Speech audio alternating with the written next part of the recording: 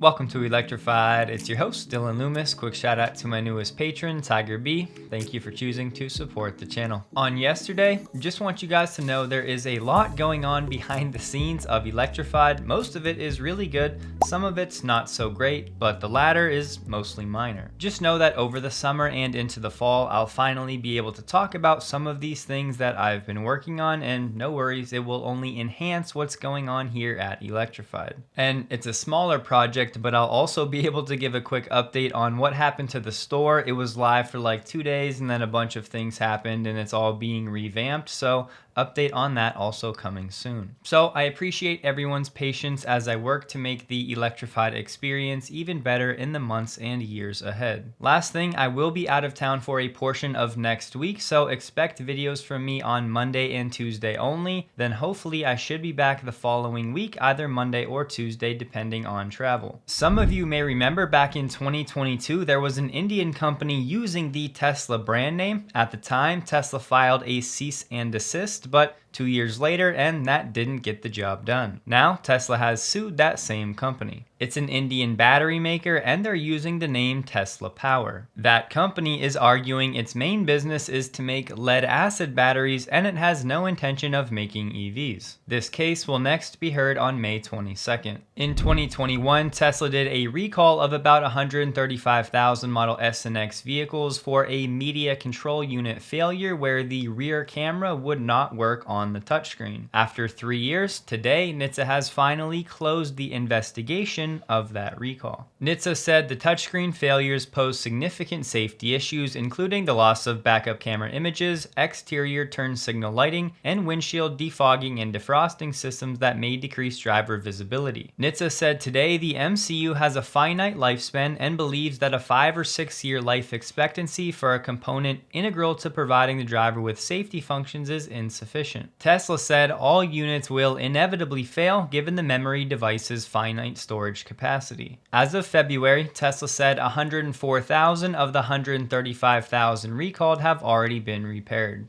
The Treasury Department has decided to give automakers additional flexibility on battery mineral requirements for EV tax credits on some crucial trace minerals from China, like graphite. The department said it would give automakers until 2027 to remove some hard-to-trace minerals like graphite contained in anode materials and critical minerals contained in electrolyte salts, binders, and additives. Thus, the Treasury has temporarily, for the next 2 years, exempted graphite and other trace critical minerals from the FEOC rules. Those foreign entity of concern rules for the battery components actually kicked in earlier this year. Then in 2025, the critical mineral requirements are supposed to begin as well. The Treasury has said the materials being exempt only account for less than 2% of the value of battery critical minerals. So yes, automakers will be exempt for the next 2 years for some of these materials like graphite that are much harder to trace, but only if they lay out plans for how they will comply with these by 2027. So far in 2024, more than 100,000 credits, the EV tax credit, have been used at point of sale, representing more than $700 million in upfront savings. Basically, the Treasury has recognized that most automakers are going to need more time to comply with these requirements because if not, then most of these vehicles will not qualify at all. As it stands now, the regulations have only about 20% of EVs available qualifying for the credits. The problem here is this ruling will most definitely be challenged in public and potentially in the courts. Joe Manchin has already come out saying these final regulations are outrageous and illegal, effectively endorsing Made in China. Given the less than 2% stat we just mentioned, that seems a little aggressive. The word is he plans to lead a charge to overturn this ruling and will use a lawsuit if necessary. Republicans have already introduced a bill that would eliminate the credits entirely.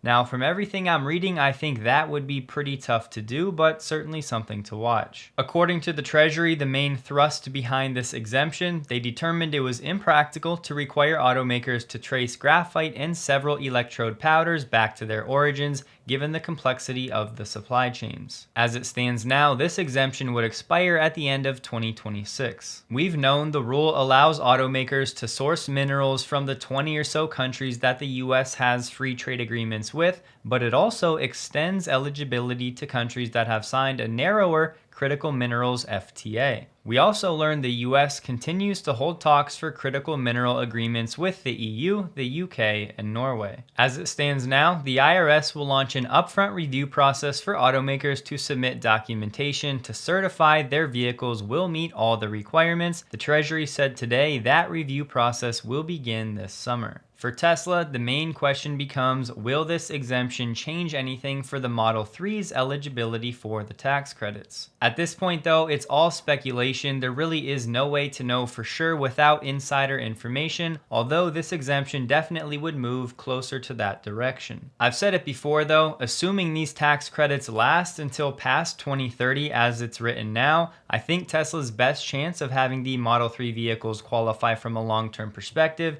is the Panasonic factory in Kansas that will mainly supply Tesla. When it comes to that factory, the last update we got was that production is expected to begin in early 2025. The last we heard, Tesla's Model 3 long range in the United States is using 2170 cells from LG that are imported from South Korea. Then the standard range variant is using CATL's LFP cells. The DOE did put out this press release today saying they clarified how they defined an FEOC. Essentially, the takeaway is China, North Korea, Iran, and Russia. So for 2024, for Tesla's Model 3, the question is which battery components in these battery packs from LG and CATL are causing the problems and thus the reason they don't qualify. And then beginning in 2025, the requirements get harder because the critical mineral requirements then kick in, although we do now have this exemption for 2025 and 2026 for graphite and some other hard to trace minerals. This exemption does provide a bit of hope for Tesla and others, but when it comes to the Model 3 requalifying, most of my eggs are still in that Panasonic factory basket for early next year. Fun fact about me,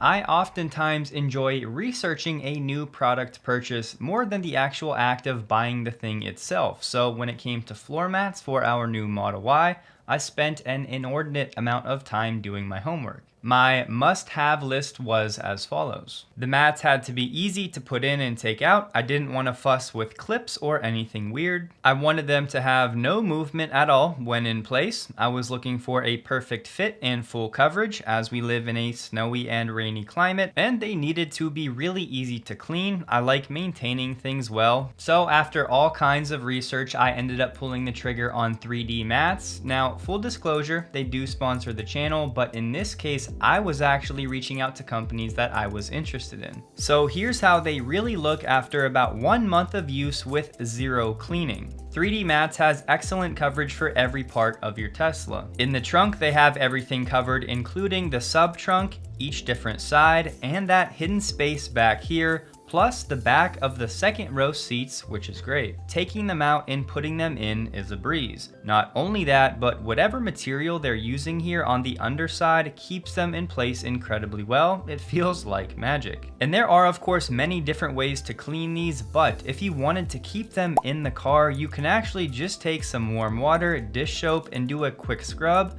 wipe it off with a rag, and boom. In seconds, they're nearly like new again. And I'll repeat, this dirt has been sitting here for over a month, continually getting ground into these mats. In my experience so far, they're durable, water resistant, designed for all weather conditions, they're safe for children and pets, they're made with non-toxic materials, and something I think goes overlooked in the floor mat world, these ones are indeed odorless. Ashley and I both really do love these 3D mats so far. We think they're affordable, and if you use my link in the description below, you can get an extra discount as well. Shout out to 3D Mats for sponsoring this video, and thanks to all of you for considering supporting the channel in in this way. Tesla Malaysia has opened its first 2 V4 supercharging locations for a total of 8 V4 dispensers and 2 destination chargers. The peak rates, however, are still limited to 250 kilowatts, meaning no V4 cabinets yet. Tesla now has 10 supercharging locations and 11 destination charger locations in Malaysia. Looking at the order page for the Model Y, if you scroll down for the long-range variant, you'll now see the Quicksilver paint option for $2,000. It's also available on the performance variant, but not for the rear-wheel drive as of now. For the Model Y, the black paint color is down to $1,500 from $2,000 before. Tesla has begun deliveries of the Model 3 Performance in Germany, marking the first vehicle of that variant in Europe. Several thousand units from Giga Shanghai have arrived on the European shores. I stand by what I said that I think we need Q2 sales data from Tesla before we really start to get a feel for how bad the demand picture actually is. For what it's worth, Troy Teslike is saying that Q2 is expected to be even worse than Q1, both in terms of the percentage and unit decline. This does, however, feel contrary to the sentiment we heard from Elon and the execs on the Q1 call, plus we should have a slight boost from that Q1 inventory that was just not yet delivered. Tesla has a new webpage up, it's votetesla.com, with information on how to vote your shares and a message from Robin Denholm. My advice would be, if you're having trouble, just reach out to your broker directly because it's going to be slightly different based on where you have your shares. So check your email, and if you're not receiving anything over the next few days, then reach out to your broker. Tesla also now has a page live if you'd like a chance to attend the annual shareholder meeting this year on June 13th. I'll have a link to this page below. They'll determine who can go by a random drawing, and the deadline for entry is Monday, May 13th. From Rho Motion, battery demand in Q1 this year reached 230 gigawatt hours across all end-use markets, a year-over-year increase of 20%. Electric vehicle battery demand accounted for 72% of that data. The stationary storage market saw the strongest year-over-year growth of around 40%. So at least for battery makers, despite the market's doom and gloom sentiment, battery demand marches on. Some Tesla employees that were just laid off are now giving some comments to different publications, but be careful with all of them. The word is the layoffs included most, if not all, of the team developing and servicing the Tesla supercharger network. That latter part has been unclear. But one of these ex-employees said, "What I'm hearing is there are still some guys in the field, but they're gonna be pretty overtasked."